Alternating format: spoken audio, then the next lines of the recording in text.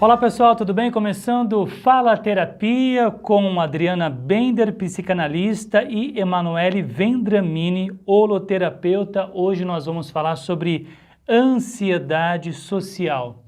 O que seria essa ansiedade social?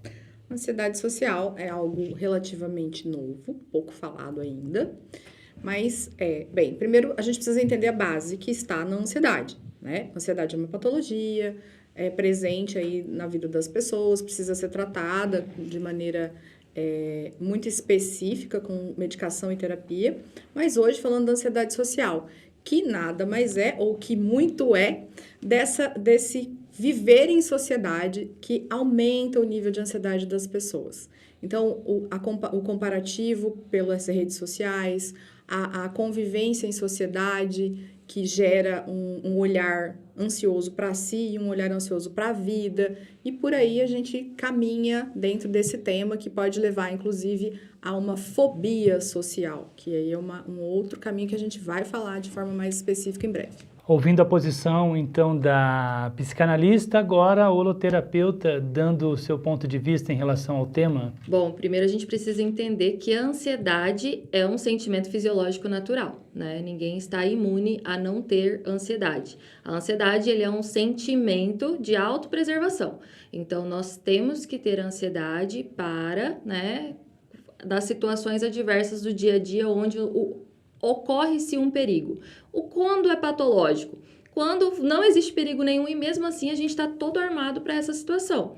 E aí o que acontece hoje em dia? A gente tem muito um comparativo, né? Nós temos muito uma base social, as redes sociais estão aí também, influenciam e muito nisso, onde a pessoa olha para o outro e começa a ter uma ansiedade por fazer o que o outro faz, estar no lugar do que o outro está e às vezes ter o que o outro tem e muitas vezes sem conhecer o que é bom para ele mesmo, né? Então isso daí é realmente muito frustrante e aí gera um sentimento de ansiedade, de frustração, né? Vamos dizer assim, de angústia, né? E até de rejeição de si mesmo, né? Agora, trazendo isso para a vida em sociedade, né? A gente falou sobre ansiedade social e depois também tem o termo fobia social. São a mesma coisa? Não. Ou é uma coisa que gera a outra? Quem tem uma ansiedade social, ela pode vir a ter uma fobia social? E quais são os principais sintomas? Os principais sintomas da ansiedade, que são os principais, mas nem sempre as pessoas se encaixam em todos, tá? Você tem ali muitas vezes perda de apetite, algumas pessoas têm algumas questões fisiológicas como taquicardia, um dos primeiros sudorese, um sintoma mais que as pessoas ignoram. Você começa a procrastinar coisas, fica preguiçoso. Esses são os primeiros sintomas que aparecem dentro da ansiedade.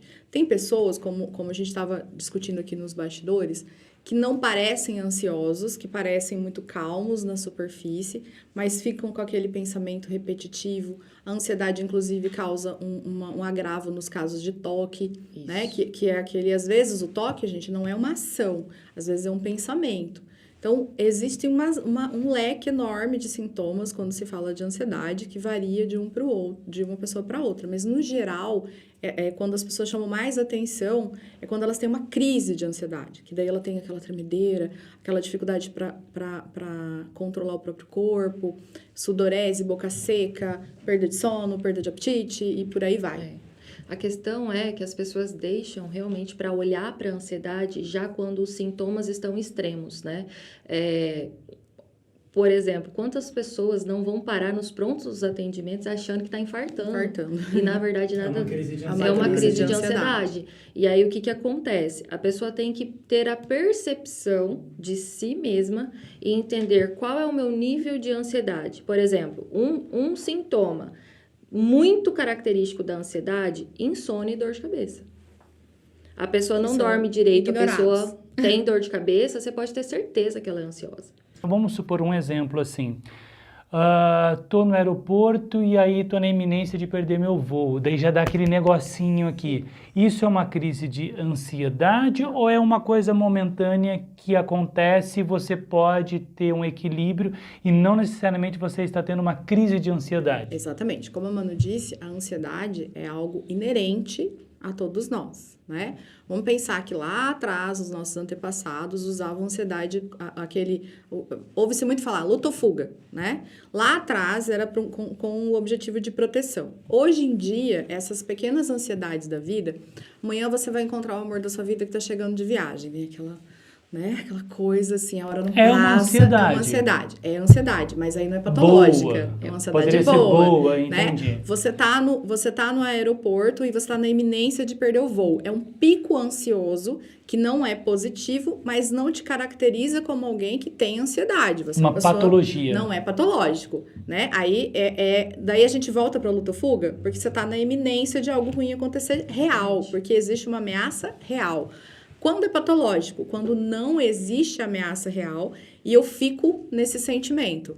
Todo ansioso vai ter uma crise de ansiedade. Tem pessoas que passam anos com ansiedade e não tem aquela crise que as pessoas falam de tremer muito, de perder o controle, de realmente paralisar, entende? Ela está ansiosa o tempo todo, ela continua funcional, mas ela nem sempre tem uma crise. Mas- Então, existe a ansiedade normal e positiva e existe a patologia. Essas ansiedades normais e positivas, elas podem se desenvolverem e se tornarem uma patologia ou não? Pode. Pode. Por exemplo, essas pessoas que elas são aí verdadeiras panelas de pressão, né? Não existe o sintoma inicial ali da ansiedade, são pessoas que têm muita predisposição para desenvolver pressão alta. Então, porque o que acontece? Esse geladinho que você fala aí, né? É uma reação fisiológica da ansiedade, certo? Existiu pico ali de estresse. um pico de estresse, um pico ocasionado pelo cortisol, né? Que só tá mandando uma resposta ali pro seu corpo, olha, algo está acontecendo. Então, assim, isso é natural, né? Agora, se eu tenho ansiedade, se eu não curo a ansiedade e se eu acabo não tendo essa crise, que é a crise muito real, que a pessoa bate o olho e fala, não, isso aí é ansiedade. O que pode acontecer? Ao longo dos anos, ela vai desenvolvendo doenças. Então, como pressão alta, nas mulheres, por exemplo, é muito comum a fibromialgia. Por conta da Né? ansiedade. Por conta da ansiedade. Problemas estruturais na coluna, nervo ciático, ombros, né? Paralisados, aquela pessoa que fica o tempo todo assim com o pescoço. Por quê? Porque a estrutura corporal dela, ela tá ali o tempo todo preparada Pra luta. pra luta. Então, ela tá tensa. Tá molinha aqui. Ó. E aí, aquela pessoa que tá o tempo todo assim, e aí ela nem percebe. Então, ela vai ter ali, né, um problema a longo prazo de estrutural mesmo. Por quê? Porque ela tá tensionando o músculo dela a um nível que não deveria tensionar. A questão é realmente compreender que o melhor tratamento para a ansiedade é o tratamento precoce. O que seria esse tratamento precoce? Autoconhecimento. Vou pegar um gancho na sua pergunta anterior. Quando você disse assim, quando a gente tem esse pico de estresse. Imagina que você está lá no aeroporto, você teve esse pico de ansiedade. Quando você entrar no avião, né, não perdeu o voo, sentou na sua cadeira. O que precisa acontecer ali? A consciência de que sim, foi ruim, foi estressante, mas agora tá tudo bem. O que algumas pessoas fazem? Elas começam a rever o caminho. Não, aí ele fala assim para a pessoa do lado, se você não tivesse parado para comprar aquele café, a gente não teria quase perdido o voo. Ou ela fica alimentando aquele pensamento, né? Ao invés de ir para o estado de estar na realidade. Qual é a realidade? Sim, nós quase perdemos o voo, estamos dentro do avião e vamos Exatamente. em rumo ao nosso destino. Então, toda vez que você tiver uma ansiedade comum ao dia a dia, quando ela acabar, você precisa voltar para a realidade. Voltar para a realidade está tudo bem. Porque se você começa a alimentar isso, e aí você perdeu, aí você chega no seu destino estressado. E aí gera ansiedade. Então eu tirei nota A na prova com vocês. Isso é maravilhoso! Esses dias eu cheguei de viagem. O que aconteceu comigo? Esqueci a chave De casa? De casa. da minha casa. Sim. Daí eu cheguei e falei assim, caraca, esqueci a chave. Quis ter aquele momento de ficar bravo comigo mesmo. Estressado. Eu pensei assim, quer saber?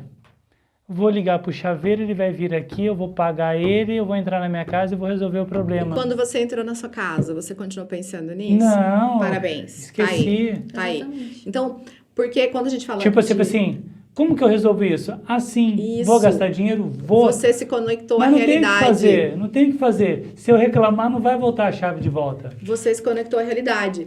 Se conecte à realidade, hein? Esteja presente onde estou agora, o que está acontecendo agora, o que tem agora. Um canceriano que murmura muito, ele é ansioso ou ele está sendo apenas um canceriano? Aí a gente vai ter que olhar caso a caso. Não, Mas- não culpe os astros É. pela tua falta de controle emocional. Assim, internamente a gente fala assim, a culpa não é da astrologia, você é chato mesmo. É mesmo. Internamente isso, né? É porque, assim, na verdade, o que acontece? Existe, dentro do lado do meu consultório, eu costumo chamar de ruminante emocional. Sim. Existe a pessoa que tem a característica de ser mais, né... Ruminante. Não, mais chata. Não ruminante, mais chata Vocês viram mesmo. que eu não queria chamar de chato, né? Não, vamos me citar como exemplo. Eu tenho uma senhora idosa de 93 anos que habita metade da minha mente e que de vez em quando ela Que externaliza. fique claro que nem toda senhora idosa de 93 anos é ruminante. A Manu é ruminante. Eu sou. Que daí eu quero que as coisas sejam feitas do meu jeito. Isso é uma característica minha. Geralmente ela me manda uma mensagem e diz, amiga, me dá um tapa. Porque eu já tenho processo de autoconhecimento suficiente de saber que ninguém precisa fazer as coisas no meu tempo. Deixa- Mesmo que a minha velha queira ali... Deixa eu aproveitar esse gancho para falar o que a gente falou anteriormente sobre autoconhecimento. O autoconhecimento, Lê, ele não vai eliminar as suas características. Ele vai fazer com que você se conheça. Exatamente. Então, por exemplo, assim... E que você saiba lidar com as suas características, né? Porque Exatamente. assim, Por ninguém está exemplo, pedindo aqui para que a pessoa seja... se transforme no Buda, não é isso. Não é isso. Não. Mas eu acho, tipo assim, vamos supor, se você é um cara temperamental, que você... Um cara explosivo. Você vai pode evitar continuar situações. sendo essa pessoa. Você vai continuar. E quando vir a acontecer, você assim, não precisa agir dessa forma. Se você Né? se conhecer de verdade, você não chega a esse nível. Vamos imaginar que você saiba, depois de um processo de autoconhecimento, que prazos apertados ou chegar em cima do horário te causa um mal-estar que você não gostaria de sentir. Então, você se programa melhor e evita o pico de estresse. Isso é autoconhecimento. Eu sei que determinados assuntos, que determinados lugares, determinadas situações me levam a esse sentimento. Eu evito. Então, você não vai mudar quem você é. Você vai se conhecer e viver, administrar a sua vida de forma mais assertiva. Agora, o ruminante emocional é aquele que não se conhece, é aquele que continua tendo o mesmo comportamento. Por exemplo, assim, eu não gosto de sair atrasado, eu não gosto mas continua Mas eu não saindo programo meu atrasado, eu despertador. não me programo, eu não faço para mudar. E aí acontece a situação, ele fica ali. Sabe? Remoendo aquela situação. Fisiologicamente, o que vai acontecer? Toda vez que você acessa a causa vamos dizer, daquele desconforto, o seu cérebro não entende que ele não está passando por aquilo naquele momento. Então, toda vez que você acessa a causa daquele desconforto, seu cérebro revive aquilo de novo. Porque o seu cérebro não entende a diferença Exatamente. entre ilusão e realidade. E aí, o que vai acontecer? Isso é científico. Aí, fisiologicamente, o que vai acontecer? Todo aquele estresse, aquelas sensações que ela teve naquele momento, que a pessoa teve naquele momento, ela vai ter novamente. E é isso daí que vem a longo prazo adoecer a pessoa. O fim do ano está se aproximando, né? Na verdade, já está aí já o fim do ano. Muitas pessoas já estão começando... Muitas pessoas já estão começando a programar onde vai passar o Natal, ou onde vão passar o Natal, o fim do ano também. Começa aquela exposição nas redes sociais, que eu acho que é natural para quem quer se expor, quem quer compartilhar a sua vida, né? Só que isso pode gerar uma sensação ruim em outras pessoas que se comparam demais, que projetam no outro aquilo que elas gostariam de ter, esquecem de olhar para a própria realidade, né? E aí, o que a gente pode falar em relação à ansiedade social nesse contexto de fim de ano que está se aproximando? O que acontece nos finais de ano? Que a gente já sabe que acontece no final de ano. Agora, o comércio começa a contratar mais gente, porque existe uma explosão no consumo. E essa explosão no consumo, ela também está ligada a essa ansiedade social. Então, vamos lá. a pessoa começa a ver que o amigo tá fechando uma casa lá em Trancoso, o outro tá fechando casa em Chapada, e começa um planejar do look perfeito, e isso vai gerando uma certa ansiedade. Não exatamente em viver um momento, né? Não, eu tô indo porque eu quero viver esse Só que não é momento. uma ansiedade de quem está se preparando para esse momento, é de quem Não, está a gente vendo tá a falando de quem tá preparação vendo a do preparação outro e começa a para se esse cobrar momento. nesse sentido. Então, regra de mercado, tem uma explosão de consumo agora, correto? Essa explosão de consumo, ela não é só porque a pessoa quer dar um presente, ela também é por conta desse olhar comparativo que ela tem em relação às outras pessoas. E aí começa a crescer essa angústia, e aí muitas vezes a pessoa não vai viver aquele momento de verdade, o que ela conseguir viver, porque ela está com a cabeça em outro lugar. Ah, eu estaria feliz de verdade se eu fosse passar no Rio de Janeiro, horas na fila, em pé, em Copacabana, o glamour tá só no Instagram, que a gente já sabe. Então, e começa esse momento aí, e os planos para o ano que vem, e como vai... Isso é a ansiedade social acontecendo na prática agora, Lê. E aí a gente tem lá uma enxurrada de gente passando mal, com sintomas físicos, né, Manoel? Exatamente, porque o que acontece? É assustador o aumento do índice do suicídio no final do ano. Mas por conta disso, Não, a gente Não não pode por colocar um conta, rótulo, não pode, né? mas é um também por agravante. isso, também por isso. Entenda que é um agravante, mas não é uma causa apenas, é um agravante. Por quê? Porque agora nós vamos fazer as famosas retrospectivas, né? E aí a gente algumas pessoas começam a se comparar, fulano fez isso, fez aquilo, e às vezes a pessoa já está num processo depressivo, e aí aquilo ali, pelo pico de ansiedade, lembra que a gente falou no passado, que a pessoa depressiva também pode ter ansiedade, e aí isso daí pode levar em consideração, pode acabar acarretando. Então, sim, pode ser um agravante. Porque o que acontece? A sociedade em si, ela já está muito, vamos dizer assim, o ter e não o ser. Então, esse processo de comparação, ele, querendo ou não, ele existe. Entendeu? E aí, o que você vai ter que ter? Você vai ter que ter um controle emocional, você vai ter que ter uma inteligência emocional, você vai ter que se conhecer a tal ponto de saber o que é seu e o que não é. O que você olha em comparação por admiração e o que você olha em comparação por uma frustração pessoal de não estar fazendo o que precisa ser feito. A comparação de forma benéfica é, por exemplo, eu olhar para a Manu enquanto terapeuta e me comparar com ela no sentido de que, nossa, a Manu toma este caminho, essa abordagem. Eu acho que eu posso tomar uma abordagem parecida, ou eu posso fazer o mesmo curso, ou eu posso acrescentar isso no meu trabalho. Eu olho você enquanto comunicador e me inspiro em você, né? Eu não tenho tanta habilidade de fala quanto ler, e eu posso me inspirar nele, entendendo qual é a minha realidade, entendendo qual é o meu limite, né? Eu não serei nunca igual a outra pessoa, mas eu posso te usar como inspiração. e sabendo que talvez eu não tenha as mesmas habilidades que o outro, mas eu tenho as minhas habilidades. Quer ver uma coisa que a gente vê muito? E aí eu vou ser polêmica. Sabe apresentador de jornal, desses jornais de meio-dia, assim? Se você tem uns que você vê e você vê que ele tá copiando a outra pessoa. E ele tá se inspirando de uma maneira meio deturpada nesse caso, porque ele não desenvolveu o que é dele. Ele só fez uma cópia. E aí, gente, eu não tô julgando a pessoa, tá? Tô usando aqui um comparativo. Então, você não pode ser uma cópia do outro, você nunca vai ser uma cópia, você não vai ser sempre uma cópia ruim. Mas você pode se inspirar na outra pessoa, no sentido de desenvolver as suas habilidades na inspiração do outro. É importante ter conhecimento do eu real e do eu idealizado. E muitas vezes o eu idealizado não entra no eu real. Não cabe. Só que a pessoa continua naquele processo de idealização. E aí é uma escolha estar nesse processo. Porém, quanto mais cedo ela entender que não me cabe aqui, infelizmente aqui não dá. É uma coisa que eu tenho vontade, porém não dá. Então eu volto para o meu lugar de presença e eu faço o melhor possível dentro das minhas capacidades. E aí sim você consegue estar bem com você mesmo. O problema é que a gente tem tipos de vamos dizer assim, vontades, né?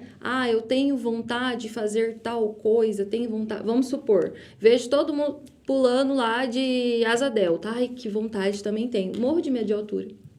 E aí? Dentro das suas capacidades, isso é impeditivo. Como é que eu vou conseguir fazer isso daí? Eu conheci uma pessoa que ele tinha medo de altura e aí ele viu outras pessoas fazendo voo de paraglider. Ele decidiu vencer o medo e começou a voar de paraglider. Daí eu acho que ele projetou de uma forma positiva. Ele teve inteligência Aí ele emocional suficiente para conseguir vencer o medo. Algumas pessoas, nessa tentativa de vencer o medo, pode, por exemplo, ter um pico ansioso tão grande, um excesso de cortisol e adrenalina tão grande, que ela acaba infartando. Então tem que tomar cuidado. Tem que tomar cuidado. É por isso que a gente insiste tanto. Vem fazer terapia, abençoado. Vem pra terapia, vem se autoconhecer. Que daí, se você tiver ansiedade ou não tiver ansiedade, se você tiver depressão ou não tiver depressão, terapia é para autoconhecimento, não é para... É óbvio, quando vocês vêm pra gente já com problema, a gente vai cuidar de vocês da mesma forma. Só que fazer terapia antes para autoconhecimento vai te evitar todos esses problemas aí. Exatamente. E assim, entender que o processo de autoconhecimento também é uma prevenção às doenças é de suma importância, porque muitas vezes está ao nosso alcance fazer diferente para a gente ter uma qualidade de vida muito melhor e muitas vezes a gente ainda fica naquele preconceito de que terapia não é para mim, terapia... Não, gente, terapia é para todo mundo. Né? Você tem um cérebro, você tem emoções, você tem sentimentos, então a terapia é para você. Eu não tenho nenhum problema. Eu tenho uma paciente que recentemente ela chegou para mim, ela falava assim que o problema dela era a reforma de uma casa. Na primeira sessão eu falei para ela, assim, o menor do seu problema é a reforma da casa. É como tá lidando. Como você tá lidando. A reforma da casa é isso aqui. Conforme a gente foi passando as sessões da terapia, ela foi percebendo que, ela falou... Na sessão passada, inclusive, ela falou assim, eu nem lembro mais. Por quê? Porque, na verdade, às vezes a pessoa acha que o problema é X e o problema está em Y. E muitas vezes a pessoa acha que não tem problema nenhum e tem problema. E nunca se esqueça de respirar. Esse foi mais um Fala Terapia. Valeu, pessoal, pela audiência.